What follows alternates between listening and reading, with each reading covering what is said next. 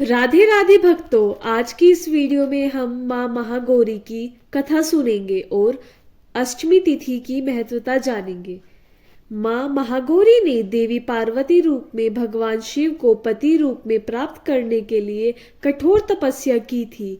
एक बार भगवान भोलेनाथ ने पार्वती जी को देखकर कुछ कह देते हैं, जिससे देवी के मन का आहत हो जाता है और पार्वती जी तपस्या में लीन हो जाती है। इस प्रकार वर्षों तक कठोर तपस्या करने पर जब पार्वती जी नहीं आती तो पार्वती जी को खोजते हुए भगवान शिव उनके पास पहुंचते हैं। वहां पहुंचते तो माँ पार्वती को देखकर आश्चर्यचकित रह जाते हैं। माँ पार्वती जी का रंग अत्यंत ओजपूर्ण होता है। उनकी छटा चांदनी के समान श्वेत और कुंद के फूलों के समान धवल दिखाई पड़ती है। उनके वस्त्र और आभूषण से प्रसन्न होकर देवी उमा और गौर वर्ण का वरदान देते हैं। एक कथा अनुसार भगवान शिव को पति रूप में पाने के लिए देवी ने कठोर तपस्या की थी, जिससे इनका शरीर काला पड़ जाता है। देवी की तपस्या से प्रसन्न होकर भगवान इन्हें स्वीकार करते हैं और शिव जी इनके शरीर को गंगा जल से धोते हैं। तब देवी विद्युत के समान कांतिमान गौर वर्ण की हो जाती है तथा तभी से इनका नाम गौरी पड़ा। महागौरी रूप में देवी करुणामयी, स्नेहमयी, शांत और मृदुल दिखाई देती है। देवी के इस रूप की प्रार्थना करते हुए देव और ऋषिगण कहते हैं, सर्व मंगल मांगल्ये शिवे सर्वार्थ साधिके शरण्ये त्र्यंबके गौरी नारायणी नमोस्तुते। महागौरी जी से संबंधित एक अन्य कथा भी प्रचलित है, जिसके अनुसार एक सिंह काफी भूखा था। वह भोजन की तलाश में वहां पहुंचा जहां देवी उमा तपस्या कर रही होती है। देवी को देखकर सिंह की भूख बढ़ गई, परंतु वह देवी की तपस्या से उठने का इंतजार करते हुए वहीं बैठ गया। इस इंतजार में वह काफी कमजोर हो गया। देवी जब तपस्या से उठी तो सिंह की दशा देखकर उन्हें उस पर बहुत दया आती है और माँ उसे अपनी सवारी बना लेती है। क्योंकि एक प्रकार से उसने भी तपस्या की थी, इसलिए गौरी का वाहन बैल और सिंह दोनों ही है। भक्तों, अब हम जानेंगे पूजा विधि। अष्टमी के दिन महिलाएं अपने सुहाग के लिए देवी माँ को चुनरी भेंट करती है। देवी गौरी की पूजा का विधान भी पूर्वत है। उसी प्रकार सप्तमी तिथि तक जैसे आपने माँ जी की पूजा की है, उसी प्रकार अष्टमी के दिन भी प्रत्येक दिन की तरह देवी की पूजा करें। अब हम जानेंगे अष्टमी का महत्व।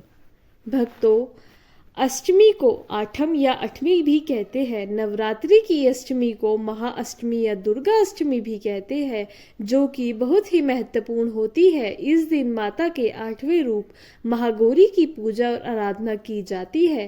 नवरात्रि के 8वें दिन की देवी माँ महागौरी होती है। माँ गौरी का वाहन बैल और उनका शस्त्र त्रिशूल है।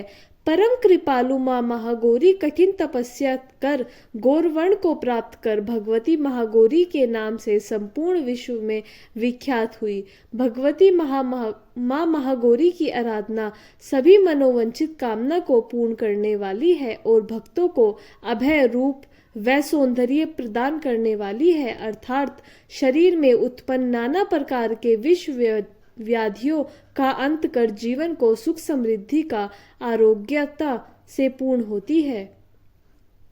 कलावती नाम की यह तिथि जया संज्ञक है। मंगलवार की अष्टमी सिद्धिदा और बुधवार की मृत्युदा होती है। इसकी दिशा ईशान है। ईशान में शिव सहित सभी देवताओं का निवास है, इसलिए इस अष्टमी का महत्व अधिक है। यह तिथि परम कल्याणकारी, पवित्र, सुख का प्रदान देने वाली और धर्म की वृद्धि करने वाली है।